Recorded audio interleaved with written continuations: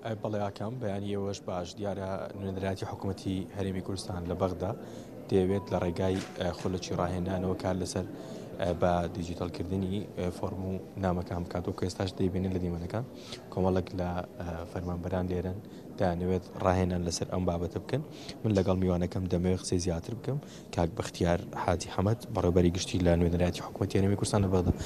کاک بەختیار پێمان بڵێ ناوەڕۆکی ئەو ڕاهێنانە چییە و دەتانەوێت لەسەر چی ڕاهێنان بەو فەرمانبەرانە بکەن؟ سڵاوتان لەبێ. یەکێک لە بەرنامەکانی کابینەی نوێمی حکوومەتی هەرێمی کوردستان بە دیجیتاڵی کردن بوو.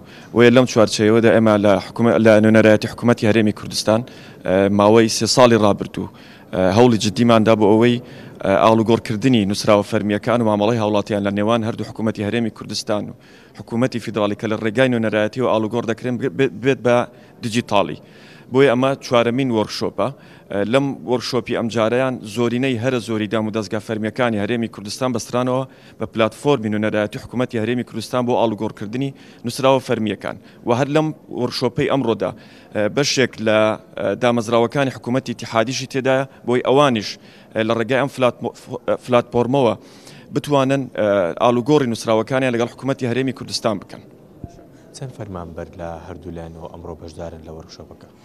خۆی هەر وەزارەتێک یان هەر بەڕێوەبەراتی گشتیەک نوێنەرێکی خۆی نردویان دو نوێنەری نردوو بۆی لەسەر ئەم پلاتفۆرمەیە ئیش بکەن.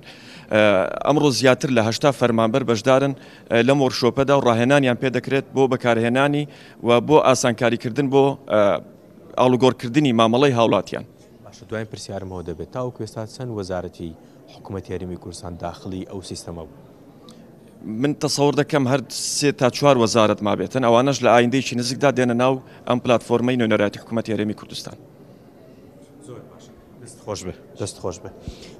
ئەوەی جێبیست بوو ناکەم ئەمە ئەو زانیاریانە بوو لەبارەی ئەو وەرکشۆپەی کە لەلایەن نوێنەرایەتی حکوومەتی هەرێمی کوردستانەوە لە بەغدا لە نێوان هەرێمی کوردستانیش بەڕێوە دەچێت بۆ ئەوەی ئەو فەرمانبەرانە ڕاهێنانیان پێ بکرێت لە داهاتوودا ئەو نووسراوانەی کە پێشووتر بە ڕێگای دیکە دەنێردرایە بەغدا ئێستا لە ڕێگای ئەلکترۆنیەوە و بۆ ئەوەی ئاسانکاری زیاتر بۆ هاوڵاتیان بکرێتن و بۆ ئەو کەسانش بکرێت کە مامەڵەیان لە هەرێمی کوردستانەوە یاخود دەیانەوێت مامەڵەکانیان پێویستی بۆ دەبێت کە لە بەغدا ڕێکارەکان وەربگرێتن لە مۆدا بە ئەلکترۆنی دەبێت.